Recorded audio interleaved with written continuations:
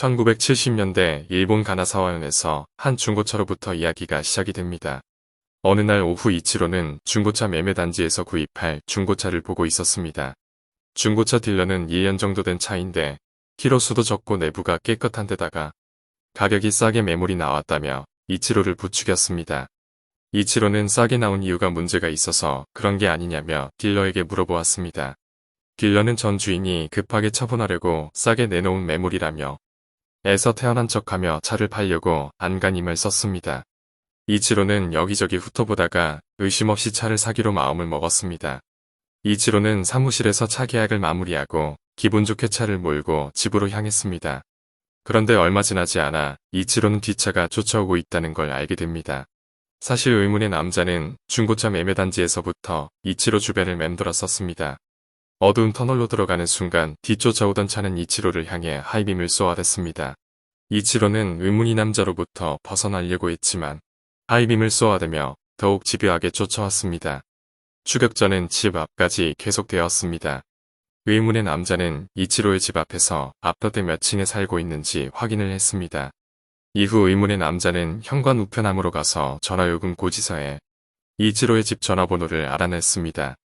그리고 공중전화로 간 의문의 남자는 이치로 집에 전화를 걸었습니다.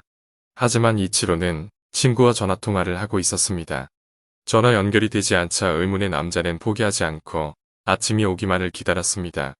다음날 아침 이치로는 출근을 하려고 현관문을 나서기 전 전화벨이 울렸지만 회사 출근 시간에 늦을까봐 전화를 받지 않고 차를 몰고 회사로 향했습니다. 의문의 남자는 이번에도 이치로가 전화를 받지 않자 자동응답기에 메시지를 남겼습니다. 어제 선생님을 뒤쫓아가던 형사입니다. 저는 교통계 형사인데 선생님의 차를 조사 중이었습니다. 그 차는 1년 동안 10번이나 주인이 바뀌었고 차 주인 10명 다 의문의 사고로 목숨을 잃었습니다. 바로 어제. 선생님이 그 차의 11번째 주인입니다. 그래서 제가 어제 선생님의 차를 미행했던 것이었습니다. 그런데 어제 그 차의 비밀을 알게 되었습니다. 선생님의 차가 어두운 터널을 들어가는 순간 선생님의 옆에 소복을 입은 여자가 나타나서 칼을 들고 죽이려고 들었습니다. 그래서 저는 하이빔으로 선생님에게 위험을 알렸는데 그 여자가 사라지는 것이었습니다. 하지만 하이빔을 비추지 않으면 다시 그 여자가 나타나서 칼로 선생님을 죽이려고 해서 계속 하이빔을 쏘면서 선생님을 따라가야만 했습니다. 빨리 그 차를 폐차시켜야 합니다. 그래야 선생님의 생명을 구할 수 있습니다.